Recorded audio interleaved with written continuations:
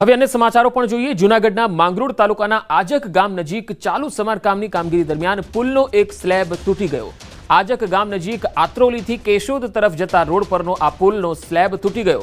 આ પુલ બંધ હતો અને તેનું સમારકામ ચાલતું હતું। જે રીતે સરપંચ જણાવતા હતા એ મુજબ આ પુલને તોડવામાં આવી રહ્યો હતો અને એ સમયે પુલનો સ્લેબ તૂટી ગયો। પુલનું સમારકામ શરૂ હતું અને એ દરમિયાન અચાનક પુલનો સ્લેબ ધરાશાયી થયો। પુલ ઉપર ઉભેલા કેટલાક લોકો નદીમાં ખાબકી ગયા। સદનસીબે કોઈ જાનહાનિ થઈ ન હતી। તો અહીંયા પુલના રિપેરિંગ અને તોડવાની કામગીરી ચાલતી હતી ત્યારે હિટાચી મશીન પણ અહીંયા હતું અને એ વખતે કામગીરી ચાલુ હતી ત્યારે અમુક લોકો ત્યાં ઊભા પણ હતા।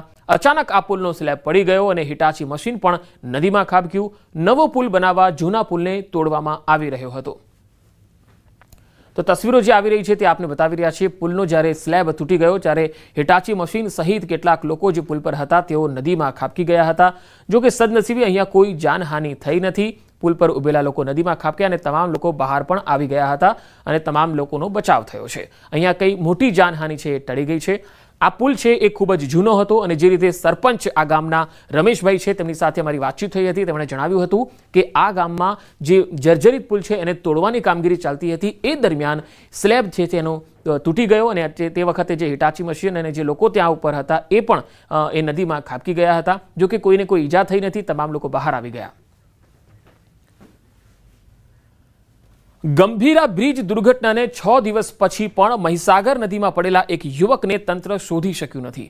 પરિવાર નદી કિનારે વાટ જોઈને બેઠો છે કે આજે અમારા વહાલ સોયા દીકરાની કોઈ ભાળ મળી જશે, પણ અફસોસ કે પરિવારના નસીબમાં નિરાશા હતી। આખરે રાહ જોઈ જોઈને થાકી ગયેલા પરિવારે યુવકનું પૂતળું બનાવી મહીસાગર કિનારે અગ્નિદાહ આપી દીધો। નરસિંહપુરા ગામના 22 વર્ષીય વિક્રમસિંહ પઢિયારનો મૃતદેહ હજુ સુધી મળ્યો નથી। દુર્ઘટનાના દિવસથી વિક્રમનો પરિવાર નદી કિનારે આખો દિવસ બેસી રહે અને તેની વાટ જોઈ રહ્યો છે। ભાવનગર જિલ્લાના કુંભારવાડા અંડરબ્રિજની અત્યંત દયનીય સ્થિતિ છે। આ અંડરબ્રિજની છતમાં ઠેર ઠેર ગાબડા અને તિરાડો પડી ગઈ છે। આ બ્રિજને જોતા નબળી કામગીરી ઉડીને આંખે વળગી રહી છે। દિવસ દરમિયાન આ બ્રિજ પરથી અનેક ટ્રેનો પસાર થતી હોય છે ત્યારે તંત્ર કોઈ મોટા અકસ્માતની રાહ જોઈને બેઠું હોય તેવું લાગે છે। કુંભારવાડા વિસ્તારના નાગરિકો દ્વારા તંત્ર પર ગંભીર આક્ષેપો કરાઈ રહ્યા છે કે તેઓ કોઈ મોટી દુર્ઘટના બને તેની રાહ જોઈ રહ્યા છે, કારણ કે અત્યાર સુધી આ બ્રિજના સમારકામ માટે કોઈ એટલે કોઈ જ પગલાં લેવાયા નથી। નહીં, આપણે ત્યાં જ્યાં સુધી મારી નોલેજમાં છે કે ત્યાં આપણે ટેમ્પરરી આપણે ત્યાં શેડ પણ બનાવીને કે જનરેટર સેટ રાખેલા છે, જે આપણે ડીવોટરિંગ આપણે કરીએ છીએ, સિસ્ટમ આપણે ત્યાં રાખેલું છે। બીજું એમાં ટેકનોલોજીકલી સારો શું ઇમ્પ્રુવમેન્ટ થઈ શકે આપણે એ બેસ્ટ કરાવીએ એના ઇન્ટરેસ્ટ। ઉપરથી જર્જરિત થઈ ગયેલો છે અને હાલ અત્યારે તે રિપેરિંગ કામ માટે અનેકવાર મહાનગરપાલિકામાં રજૂઆત કરવા છતાં તંત્ર કોઈ ધ્યાન દેતું નથી। નક્કર પગલાં લેવા જોઈએ તંત્રને। મહાનગરપાલિકાની બેધારી નીતિ, કુંભારવાડાનો અંડરબ્રિજ જર્જરિત તો હતો જ, પણ અત્યારે તો અતિ જર્જરિત છે। તાજેતરમાં મોટી હમણે પુલ દુર્ઘટના ઘટાડી એની અહીંયા ફરીથી વાડ જોતા હોય અને ભાવનગરમાં પણ આવી દુર્ઘટના ઘટાય એની આ સત્તાધીશો વાડ જોતા હોય એવું લાગી રહ્યું છે। જીઆઈડીસીમાં ગોટાળાને લઈને ન્યૂઝ 18 ગુજરાતીના અહેવાલની જોરદાર અસર થઈ। ન્યૂઝ 18 ગુજરાતીના ખુલાસા બાદ ઉદ્યોગ મંત્રી બળવંતસિંહ રાજપૂતે કહ્યું કે જીઆઈડીસીના ચીફ એન્જિનિયર રમેશ ભગોરાને એક્સટેન્શન નહીં અપાય। મહત્વનું છે કે આવતીકાલે જીઆઈડીસીના ચીફ એન્જિનિયરનો કાર્યકાળ પૂરો થાય છે અને તેમને એક્સટેન્શન અપાશે તેવી સંભાવના હતી। જો કે આ સમગ્ર મામલે ઉદ્યોગ મંત્રી બળવંતસિંહ રાજપૂતે જીઆઈડીસીના એમડી ડીકે પ્રવીણા સાથે વાત કરી અને બાદમાં ભગોરાને એક્સટેન્શન ન આપવાનો નિર્ણય કર્યો। સાથે જ તેમણે કહ્યું કે જીઆઈડીસીના કમ્પાઇલ ઓડિટ રિપોર્ટના અભ્યાસ બાદ રાજ્ય સરકાર તમામ કૌભાંડીઓ સામે એક્શન પણ લેવાની તૈયારી કરી રહી છે। તેમણે મોટું અને ખાસ કરીને જે લોકો ખોટું કરી રહ્યા છે તેમને કોઈને પણ સરકાર છોડશે નહીં તેવી ખાતરી આપી। કચ્છની બોર્ડર પાસેથી ઝડપાયો પાકિસ્તાની। લખપતના સિરક્રીક વિસ્તારમાંથી ઝડપાયો છે આ માછીમાર। બીએસએફના પેટ્રોલિંગ દરમિયાન આ પાકિસ્તાની નાગરિક પકડાયો છે। ભારતીય સીમામાં આવી ગયો હતો આ માછીમારની પૂછપરછ કરવા પછી પોલીસને તેને સોંપવામાં આવ્યો છે। સુરેન્દ્રનગરના ઉમરડા ગામની શાળાનો એક વિડીયો વાયરલ થયો છે, જેમાં વિદ્યાર્થીનીઓ પાસે આચાર્યએ કારની સફાઈ કરાવી। આચાર્યએ પોતાની કારની સફાઈ કરાવી હોવાનો આરોપ છે। શાળાના આચાર્યએ વિદ્યાર્થીની પાસે કાર સફાઈ કરાવતો એક વિડીયો વાયરલ થયો છે। જો કે આ વિડીયોની ન્યૂઝ 18 ગુજરાતી પુષ્ટિ નથી કરતું। આચાર્ય વિરુદ્ધ કડક કાર્યવાહીની માંગ પણ ઉઠી રહી છે। સુરેન્દ્રનગરના મૂળી તાલુકાનો ઉમરડા ગામ છે જ્યાં આ શાળાનો વિડીયો હોવાની વાત સામે આવી રહી છે। રખડતા ઢોરની સમસ્યા હવે માથાનો દુખાવો બની છે. રાજકોટના ધોરાજીમાં જાહેરમાં આખલા યુદ્ધે લોકોના જીવ તાળવે ચોંટાડી દીધા. આ તસવીરો તમે જુઓ. મુખ્ય ચોક 3 દરવાજા પાસે આખલા વચ્ચે રાહદારી, વાહન ચાલકો અને વેપારીઓમાં ભય ફેલાવી દીધો. આખલા વચ્ચે યુદ્ધ થતા રિક્ષા ચાલક માંડ માંડ બચ્યો હતો. રખડતા ઢોર સામે સ્થાનિકોની પાલિકાની કામગીરી સામે રોષ જોવા મળ્યો. રાઇડ્સ વિના જ જન્માષ્ટમીનો લોકમેળો યોજવાની તૈયારીઓ શરૂ થઈ ચૂકી છે. ત્યારે ગુજરાત મેળા એસોસિએશને ફરી એકવાર લોકસભા સાંસદ પુરુષોત્તમ રૂપાલાને રજૂઆત કરી રાઇડ સાથે લોકમેળો યોજવાની મંજૂરી આપવામાં આવે તેવી માગણી કરી.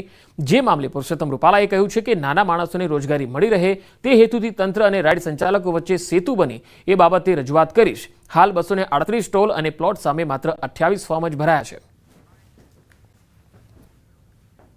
રૂપાલા સાહેબનો આજે એટીટ્યુડ અમારી પ્રત્યે પોઝિટિવ હતું. એમને કીધું ભાઈ સનાતન સંસ્કૃતિ સાથે આ જોડાયેલો મેળો છે અને લોકમેળો છે. એની અંદર મનોરંજન માટે, રાઈડોમાં બેસવા માટે આખા સૌરાષ્ટ્રમાંથી અને રાજકોટ પ્રોપરમાંથી આવનાર ઘણી બધી એવી સંખ્યા હોય જેને નિરાશા ન મળે એટલે રાઈડ સાથેનો લોકમેળો યોજાય એ માટેની હું રજૂઆત જે છે એ સીએમઓ દફતરમાં બી કરીશ.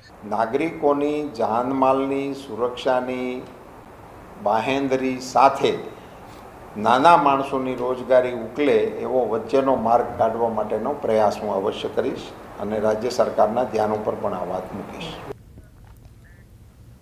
નર્મદામાં લાફાકાંડમાં ચૈતર વસાવાને જામીન નથી મળ્યા. કોર્ટે ચૈતર વસાવાના જામીન નામંજૂર કર્યા છે. હાલ ધારાસભ્ય ચૈતર વસાવાને જેલમાં જ રહેવું પડશે.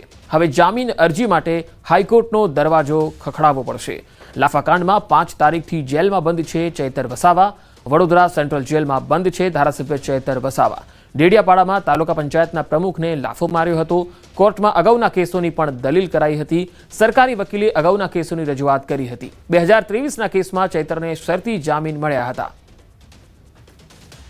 ફરિયાદ દાખલ કર્યા પછી જે વિડીયો બધા અપલોડ થયા તેને કારણે કદાચ નામદાર કોર્ટ રિજેક્ટ કરી હશે. સોશિયલ મીડિયા પર સરકારી કચેરી અને જેલને નુકસાન કરવાની કે એની જે ધમકીઓ મળેલી હતી, વાયરલ થયેલી હતી, એ પોલીસ અધિક્ષક તરફથી જે મૂકવામાં આવેલી હતી અને અલગથી યાદીથી એ વિડીયોને પણ કોર્ટે ધ્યાનમાં લીધા છે. એમાં એમને દેખવામાં પણ આવેલા છે અને એ ધ્યાને લઈને પણ એમની નામંજૂર કરવામાં આવી છે.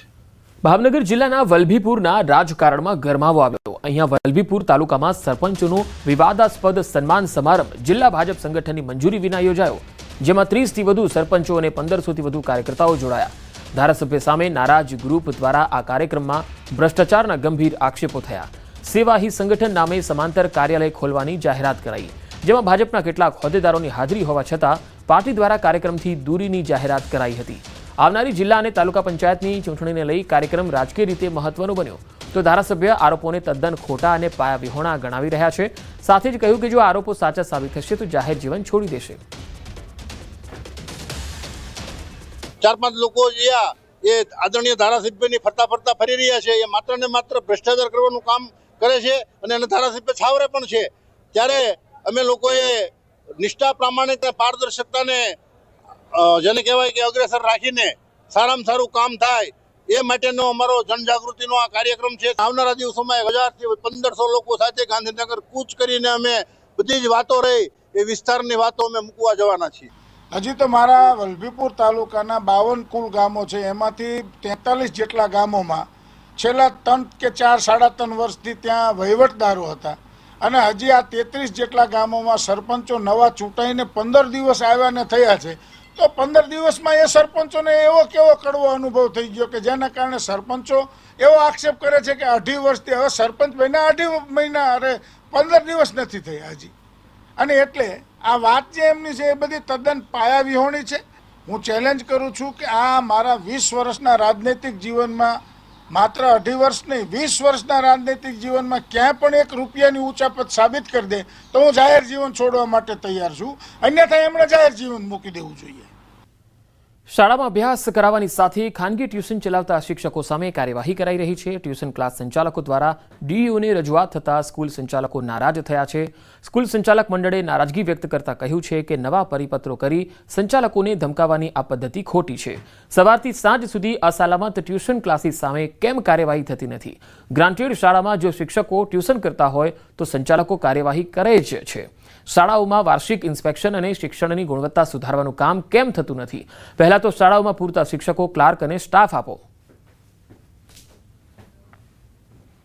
મોટા શહેરોમાં, કોર્પોરેશનોમાં તમે જુઓ અમારો શિક્ષક કયા વિસ્તારમાં રહે છે કે કયા ગામડેથી અપડાઉન કરે છે, એની સ્કૂલ કેમ્પસમાં સમયસર હાજર રહે છે કે કેમ, એ એના તાસ મુજબ શિક્ષણ કાર્ય કરે છે કે નહીં, એ જોવાની જવાબદારી સંચાલકની છે. પણ શાળા છૂટ્યા પછી એ ક્યાં જાય છે, શું કરે છે, એના માટે અમારે CID ક્યાંથી મૂકવાની? અને એ અમારી કોઈ જવાબદારી નથી. વાલીઓ જો ફરિયાદ લઈને આવશે તો અમે સાંભળી એની તપાસ કરી અને યોગ્ય ઘટતું કરીશું. પણ આ રીતે શાળા સંચાલકોને ખોટી રીતે દબાવવાની જે વાત છે એ કોઈ સંજોગોમાં ચાલી શકે નહીં. ગીર સોમનાથના ગીર ગઢડા તાલુકાના દ્રોણ અને કોદિયા ગામના વિદ્યાર્થીઓ દ્વારા ચક્કાજામ કરાયો. બસ સમયસર ન આવતા વિદ્યાર્થીઓએ વિરોધ કર્યો. વિદ્યાર્થીઓનું કહેવું છે કે બસ સમયસર આવતી નથી, જેથી તે લોકોને શાળાએ આવવા જવામાં પરેશાની થાય છે. આ અંગે વિદ્યાર્થીઓ દ્વારા ડેપો મેનેજરને ખૂબ રજૂઆત થઈ ચૂકી છે, છતાં પરિસ્થિતિમાં કોઈ ફેરફાર નથી. આખરે વિદ્યાર્થીઓએ મજબૂર થઈ ગાંધી ચિંધ્યા માર્ગે ST બસ સ્ટેન્ડ આગળ બેસી અને ચક્કાજામ કર્યો. તો દ્રોણ અને કોદિયા ગામના વિદ્યાર્થીઓનો વિરોધ છે. આ વિદ્યાર્થીઓ ભણવા માંગે છે, પરંતુ બસની સુવિધા આ ગામમાં સમયસર મળતી નથી અને તેના કારણે ડેપો મેનેજરને રજૂઆત કરવામાં આવી, પણ ડેપો મેનેજર પણ કુંભકર્ણ નિદ્રામાં છે. ST નિગમ છે એ આ વિદ્યાર્થીઓની રજૂઆતને સાંભળવા માટે નિષ્ફળ નીવડ્યું છે. સોમનાથ મહાદેવના સાનિધ્યમાં વંદે સોમનાથ ઉત્સવનું આયોજન કરાયું. સોમનાથ ટ્રસ્ટ, ગુજરાત પ્રવાસન વિભાગ અને ઇન્દિરા ગાંધી રાષ્ટ્રીય કલા કેન્દ્રના સંયુક્ત ઉપક્રમે આયોજિત આ નૂતન પ્રકલ્પનો ઉદ્દેશ ભારતની સમૃદ્ધ सांस्कृतिक परंपराને उजागर करवानो છે. ये एक कला द्वारा आराधना की शुरुआत है जो गुजरात टूरिज्म, श्री सोमनाथ ट्रस्ट और IGNCA इंदिरा गांधी राष्ट्रीय कला केंद्र ने मिलके इसकी क्यूरेशन की है. और हमारे पूरे देश से जो मिड करियर आर्टिस्ट्स है, जो सीनियर आर्टिस्ट्स है, वो अपने आर्ट के जरिए एक आराधना, एक वंदना करने ये पूरे श्रावण के टाइम पे वो आ रहे हैं. તેમાં દેશભરમાંથી કથક નૃત્યકાર, કુચીપુડી એવા અનેક નૃત્યકારો આ સ્ટેજ ઉપર પરફોર્મ કરશે. ભગવાન સોમનાથને એમના નૃત્ય દ્વારા એમને સોમનાથજીની આરાધના કરશે. સોમનાથમાં આ શ્રાવણ માસમાં પ્રથમવાર વંદે સોમનાથ કાર્યક્રમનું આયોજન થયું છે અને આ 6 સોમવાર ભગવાન સોમનાથજીની નૃત્યથી આરાધના થશે.